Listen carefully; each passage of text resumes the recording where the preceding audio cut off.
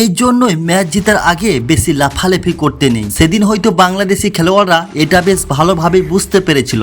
ঘটনাটি 2014 সালের ভারত বনাম বাংলাদেশের ওডিআই ম্যাচের, যেখানে বাংলাদেশ টসে জিতে প্রথমে বল করার সিদ্ধান্ত নেয় এবং তাদের এই প্রথমে বল করার সিদ্ধান্তটা যেন একেবারে জাদুর মতো কাজ করে এবং তারা ভারতকে মাত্র 105 রানে অল আউট করে দেয় এবং আনন্দের সেলিব্রেশন করতে থাকে। কিন্তু তাদের এই আনন্দ বেশিক্ষণ স্থায়ী হয় না।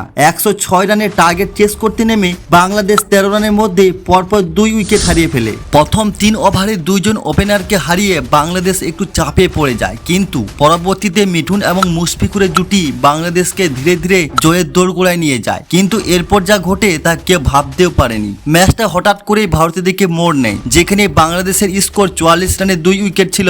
এখানে কিছুক্ষণের মধ্যেই বাংলাদেশ 12 রানে 7 উইকেট হারিয়ে ফেলে। সমস্ত বাংলাদেশি ফ্যানদের আনন্দ মুহূর্তের মধ্যে হতাশায় পরিণত হয়। তারা বুঝতেই পারছিল না কোথা থেকে কি হয়ে গেল। কিন্তু এরপর তারা আরো চরম হতাশার সম্মুখীন হয় যখন মাত্র 58 রানে গুটিয়ে যায় পুরো বাংলাদেশ দল।